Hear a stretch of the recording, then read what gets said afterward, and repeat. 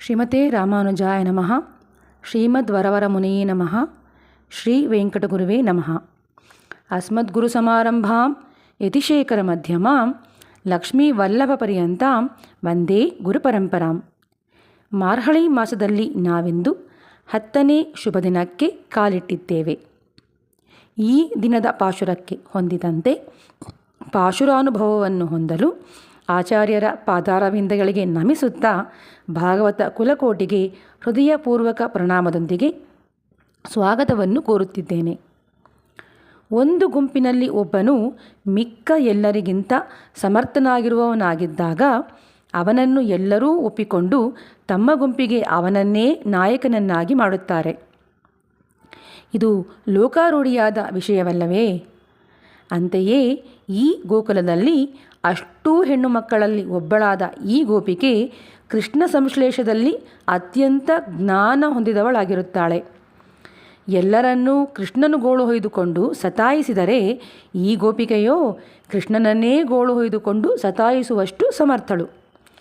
ಕೃಷ್ಣನ ಮಾಳಿಗೆಯ ಪಕ್ಕದ ಮಾಳಿಗೆಯೇ ಇವಳ ವಾಸಸ್ಥಾನವಾಗಿದ್ದು, ಅವನ ಮಾಳಿಗೆಗೂ ಇವಳ ಮಾಳಿಗೆಗೂ ಒಂದು ಗೋಡೆಯ ಅಂತರವಷ್ಟೇ ಇದ್ದು, ಸದಾಕಾಲವೂ ಕೃಷ್ಣನು ಇವಳ ಮನೆಯ ಹಾಸಿಗೆಯಲ್ಲೇ ಬಿದ್ದು ಒದ್ದಾಡುತ್ತಿದ್ದು, ತನಗೆ ಬೇಕೆಂದಾಗಲೆಲ್ಲ ಚೆಕ್ಕೆಂದು ಇವಳ ಮನೆಗೆ ನುಗ್ಗಿ ಇವಳೊಂದಿಗೆ ಮನಸೋ ಇಚ್ಛೆ ಕೂಡಿ ಆಡಿ ನಲಿದಾಡಲು ಅನುಕೂಲಕರವಾಗಿರುವಷ್ಟು ಇವಳಿಗೂ ಕೃಷ್ಣನಿಗೂ ಮಧ್ಯೆ ಬಹು ಹತ್ತಿರದ ಒಡನಾಟ ಇರುವುದರಿಂದ ಇವಳು ಈ ಗೋಪಿಯರ ಗೋಷ್ಠಿಗೆ ನಾಯಕ ಪ್ರಧಾನಳಾಗಿ ನಿಲ್ಲುವಂತಹ ಗೋಪಿಕೆ ಎಂದು ವರ್ಣಿಸುತ್ತಾರೆ ವ್ಯಾಖ್ಯಾತ ಅಳಗಿಯ ಮನವಾಳ ಪೆರುಮಾಳ್ ನಾಯನಾರ್ ತಮ್ಮ ಆರಾಯಿರಪ್ಪಡಿ ವ್ಯಾಖ್ಯಾನದಲ್ಲಿ.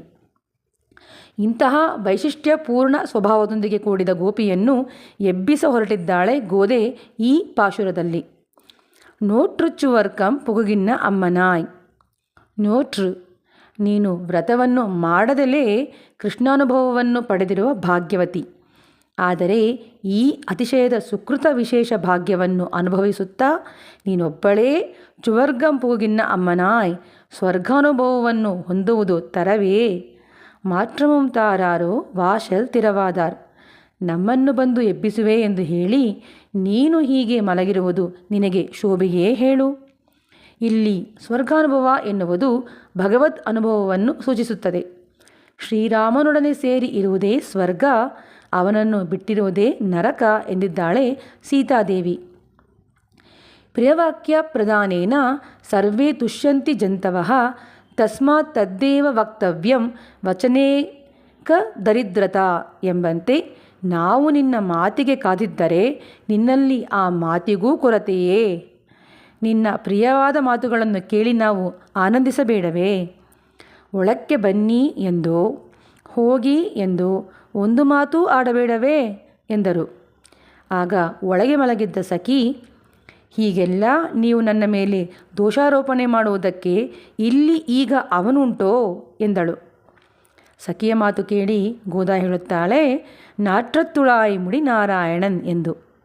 ತುಳಸಿ ಪರಿಮಳಯುಕ್ತ ಶಿರಸ್ಸುಳ್ಳವನು, ಸರ್ವಾಂತರ್ಯಾಮಿಯೂ ಸರ್ವವ್ಯಾಪಿಯೂ ಆದ ನಾರಾಯಣನು ಸರ್ವಗಂಧನೂ ಎಂಬಂತೆ ನಿರತಿಶಯ ಸುಗಂಧನಾದ್ದರಿಂದ ಅಂತರ್ಬಹಿಶ್ಚ ತತ್ಸರ್ವಂ ವ್ಯಾಪ್ಯ ನಾರಾಯಣ ಸ್ಥಿತಃ ಎನ್ನುವಂತೆ ನೀನು ಬಾಗಿಲು ತೆರೆಯದ್ದರಿಂದ ಅವನ ಇರುವಿಕೆಯ ಪರಿಮಳವನ್ನು ಮುಚ್ಚಿಡಲು ಸಾಧ್ಯವೇ?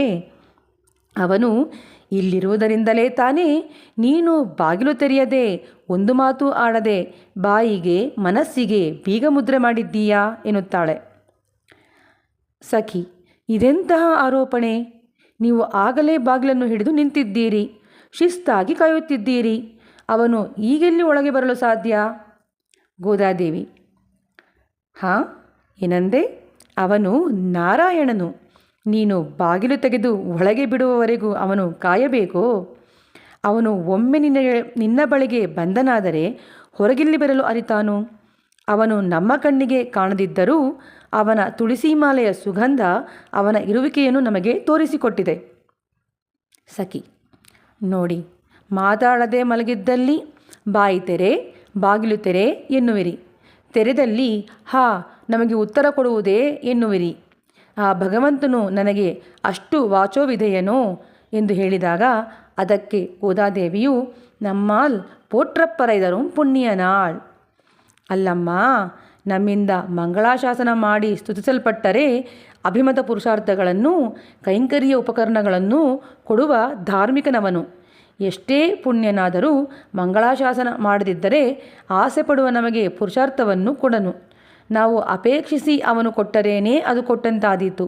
ನಾವು ಬಯಸದೆ ಮೋಕ್ಷ ಕೊಟ್ಟಲ್ಲಿ ಅದಕ್ಕೇನು ಮಹತ್ವ ಇದ್ದೀತು? ಶರಣಾಗತಿ ಮಾಡದೆ ಫಲ ಕೊಡಲಾರ. ತುಂಬು ಮನಸ್ಸಿನ ಶರಣಾಗತಿಗೆ ಫಲವನ್ನು ಕೊಟ್ಟೇ ಕೊಡುವನು. ಆದ್ದರಿಂದ ನೀನು ಅವನಿಗೆ ಸಂಪೂರ್ಣ ಶರಣಾಗತಿ ಮಾಡಿರುವವಳು. ನಿನಗೆ ಅವನು ವಾಚೋವಿಧೇಯನಾಗದಿರಲು ಹೇಗೆ ಸಾಧ್ಯ ಎಂದಾಗ, ಇದನ್ನು ಕೇಳಿ ಆ ಗೋಪಿಯು ಏನೂ ಉತ್ತರ ಕೊಡದೆ ಮಲಗಿರಲು ಪರಿಹಾಸ ಮಾಡುತ್ತಾ, ಪಂಡೊರು ನಾಳ್ ಕೂತತ್ತಿನ್ ವಾಯ್ வீழ்ந்த ಕುಂಭಕರ್ಣನುಂ ತೋತ್ತುಂ ಮುನಕ್ಕೆ ಪೆರುಂದು ಇಲ್ದಾನ್ ತಂದಾನೋ ಎನ್ನುತ್ತಾಳೆ. ನಿನ್ನ ನಿದ್ರೆಯನ್ನು ನೋಡಿದರೆ ಕುಂಭಕರ್ಣನಿಗೂ ನಿನಗೂ ದೀರ್ಘ ನಿದ್ರೆಯ ವಿಷಯದಲ್ಲಿ ಪಣಬಂಧವಾಯಿತು ಎನ್ನಿಸುತ್ತದೆ. ನೀವಿಬ್ಬರೂ ಗಾಢ ನಿದ್ರೆಯನ್ನು ಮಾಡಬೇಕು. ಯಾರು ಬೇಗ ಏಳುತ್ತಾರೋ ಅವರು ಸೋತ ಹಾಗೆ. ಅನಂತರ ಅವರು ನಿದ್ರೆ ಮಾಡಬಾರದು. ಅಲ್ಲದೆ ತನ್ನ ನಿದ್ರೆಯನ್ನೆಲ್ಲ ಸೋತವರು ಈ ಪಂದ್ಯದಲ್ಲಿ ಗೆದ್ದ ಮತ್ತೊಬ್ಬರಿಗೆ ಕೊಟ್ಟು ಬಿಡತಕ್ಕದ್ದು ಎನ್ನುವ ಷರತ್ತಿನೊಂದಿಗೆ ಕಣಕ್ಕೆ ಇಳಿದು ಅಲ್ಲಿ ನೋಡಿದರೆ ಕುಂಭಕರ್ಣನೇ ಮೊದಲು ಎಚ್ಚೆತ್ತು ಪಂದ್ಯದಲ್ಲಿ ಸೋತ ಹಾಗಿದೆ. ಪಣದ ಕರಾರಿನಂತೆ ಅವನ ನಿದ್ದೆಯನ್ನು ನಿನಗೆ ಕೊಟ್ಟು ಅವನಿಗೆ ಉಂಟಾದ ಸೋಲಿನ ಅವಮಾನ ತಡೆಯಲಾರದೆ ತಾನಾಗಿ ಹೋಗಿ ಯಮನ ಬಾಯಲ್ಲಿ ಬಿದ್ದು ಸತ್ತ ಹಾಗಿದೆ ಎಂದು ಹೇಳುತ್ತಾರೆ. ಕೂತ್ತತ್ತಿನ್ ವಾಯ್ வீழ்ந்த ಕುಂಭಕರ್ಣನು. ತಣ್ಣೀರು ಕುಡಿಯಲೆಂದು ನಿರ್ಮಿಸಿದ ಕೊಳದಲ್ಲಿ ಒಬ್ಬನು ಕಲ್ಲನ್ನು ಕಟ್ಟಿಕೊಂಡು ಬಿದ್ದು ಸತ್ತರೆ ಅದು ಕೊಳವನ್ನು ನಿರ್ಮಿಸಿದವನ ತಪ್ಪೇ? ಖಂಡಿತ ಇಲ್ಲ. ಹಾಗೆಯೇ ರಿಪೂಣಾಮಪಿ ವತ್ಸಲಃ ಎಂದು ತನ್ನ ಶತ್ರುವಿಗೂ ಒಳಿತನ್ನೇ ಬಯಸುವನೆಂದು ಕೊಂಡಾಡಲ್ಪಡುವ ಶ್ರೀರಾಮನ ಬಳಿ ತಾನಾಗಿಯೇ ಹೋಗಿ ಅಪರಾಧವನ್ನು ಎಸಗಿ ಕುಂಭಕರ್ಣನು ತಾನಾಗಿಯೇ ಸತ್ತನೇ ವಿನಃ ಶ್ರೀರಾಮನ ಬಾಣದಿಂದಲ್ಲ ಎನ್ನುತ್ತಾರೆ ನಮ್ಮ ಪೂರ್ವಾಚಾರ್ಯರುಗಳು. ಹಾಗಾಗಿಯೇ ಕುಂಭಕರ್ಣನ ಕುರಿತು ಹೇಳುವಾಗ ಕೂತತ್ತಿನ್ ವಾಯ್ வீழ்ந்த ಕುಂಭಕರ್ಣನು, ತಾನಾಗಿ ಹೋಗಿ ಯಮನ ಬಾಯಲ್ಲಿ ಬಿದ್ದ ಕುಂಭಕರ್ಣ ಎಂದು ಒತ್ತಿ ಹೇಳುತ್ತಾಳೆ ಗೋದೆ. ಆಟ್ರ ಅನಂದಲುಡೆಯಾಯ್. ಶ್ರೀ ಕೃಷ್ಣಾನುಭವವೆಂಬ ನಿದ್ದೆಯ ಜೋಂಪಿನಲ್ಲಿರುವವಳೇ, ಅರುಂಗಲಮೇ, ஒரு ஹாரத்தை பண்ணி அதிலே ஒரு ரத்னத்தை அழுத்தினால் அந்த ரத்னம் அந்த ஹாரத்தை விளக்குமா போலே இத்திரளை ಸನಾತ್ತಮಾಕಪ್ಪಾರಾಯ್. ಒಂದು ಹಾರವನ್ನು ಮಾಡಿ ಅದರಲ್ಲಿ ಒಂದು ರತ್ನವನ್ನು ಒದಗಿಸಿದರೆ ಆ ಹಾರಕ್ಕೆ ವಿಶಿಷ್ಟ ವೈಭವವನ್ನು ನೀಡುವಂತೆ ಈ ಗೋಪಿಯರ ಗೋಷ್ಠಿ ಎನ್ನುವ ಹಾರದಲ್ಲಿ ಇವಳು ರತ್ನದಂತೆ ಗೋಚರಿಸುವ ವಿಶಿಷ್ಟ ಸ್ವಭಾವವುಳ್ಳ ಗುಣಪೂರ್ತಿಯನ್ನು ಹೊಂದಿದ ಗೋಪಿಯಾಗಿದ್ದಾಳೆ ಎಂದು ವರ್ಣಿಸುತ್ತಾರೆ ವ್ಯಾಖ್ಯಾತ ಅಳಗಿಯ ಮಳವಳ ಪೆರುಮಾಳ್ ನಾಯನಾರ್. ಈ ವರ್ಣನೆಗೆ ಹೊಂದುವಂತೆ ನಾವು ಆಯಿ ಜನನ್ಯಾಚಾರ್ಯರ ಶ್ರೀನುಡಿಮುತ್ತೊಂದನ್ನು ಕಾಣಬಹುದು. ಅವರ ನಾಲಾಯರಪ್ಪಡಿ ವ್ಯಾಖ್ಯಾನದಲ್ಲಿ ಅವರು ಈ ಗೋಪಿಕೆಯ ಗುಣವನ್ನು ವರ್ಣಿಸುತ್ತಾ, ಈ ಗೋಪಿಕೆ ಸಾಮಾನ್ಯಳಲ್ಲ, ಇವಳು ಎಂಬೆರುಮಾನಾರೈ ಪೋಲೆ ಎಂದು ಆಚಾರ್ಯ ಶ್ರೀ ರಾಮಾನುಜರಿಗೆ ಇವಳನ್ನು ಹೋಲಿಸಿ ಹೇಳಿದ್ದಾರೆ ಎನ್ನುವುದೇ ಈ ಗೋಪಿಕೆಗೆ ಉಂಟಾದ ವೈಶಿಷ್ಟ್ಯ. ಅದಾಗಿ ಹೇಗೆ ನಮ್ಮ ಗುರುಪರಂಪರೆ ಎನ್ನುವ ಹಾರ, ಇದರಲ್ಲಿ ಮೊದಲಿಗೆ ಲಕ್ಷ್ಮೀನಾಥ ಸಮಾರಂಭಾಂ ಎನ್ನುವಂತೆ ಲಕ್ಷ್ಮೀನಾಥ ಅದಾಗಿ ಶ್ರೀಮನ್ನಾರಾಯಣನಿಂದ ಆರಂಭಿಸಿ ಶ್ರೀ ಮಹಾಲಕ್ಷ್ಮಿ ಪೆರಿಪಿರಾಟ್ಟಿ, ನಂತರ ವಿಶ್ವಕ್ಸೇನ ಅದಾಗಿ ಸೇನೆ ಮೊದಲಿಯಾರ್, ಈ ಮೂವರನ್ನು ಹೊರತುಪಡಿಸಿದರೆ ಈ ಭುವಿಯಲ್ಲಿ ಅವತರಿಸಿದವರಲ್ಲಿ ಪ್ರಪನ್ನಜನ ಕೂಟಸ್ಥರ್ ಎಂದೇ ಖ್ಯಾತಿವೆತ್ತ ನಮ್ಮಾಳ್ವಾರರಿಂದ ಆರಂಭಿಸಿ ನಾಥಮುನಿಗಳು, ಪುಂಡರೀಕಾಕ್ಷ ಎಂದು ಕರೆಯಲ್ಪಡುವ ಉಯ್ಯಕ್ಕೊಂಡಾರ್, ತದನಂತರ ರಾಮಮಿಶ್ರರ್ ಎಂದು ಕರೆಯಲ್ಪಡುವ ಮಣಕ್ಕಾಲ್ ನಂಬಿ, ಇವರ ಶಿಷ್ಯರಾದ ಯಮುನಾಚಾರ್ಯ ಎಂದು ಹೆಸರಿಸಲ್ಪಟ್ಟ ಆಳವಂದಾರ್, ಇವರ ಶಿಷ್ಯರಾದ ಮಹಾಪೂರ್ಣರೆಂದು ಕರೆಯಲ್ಪಡುವ ಪೆರಿಯ ನಂಬಿಗಳಿಗೆ ಪಿಯ ಶಿಷ್ಯರೆನಿಸಿಕೊಂಡ ಇಳೆಯಾಳ್ವಾರ್, ಎಂಬೆರುಮಾನಾರ್, ಉಡೆಯವರ್, ಕೋಯಿಲಣ್ಣರ್ ಎಂದು ಅನೇಕ ಶ್ರೀನಾಮಗಳನ್ನು ಹೊಂದಿರುವ ಆಚಾರ್ಯ ಶ್ರೀ ರಾಮಾನುಜರು.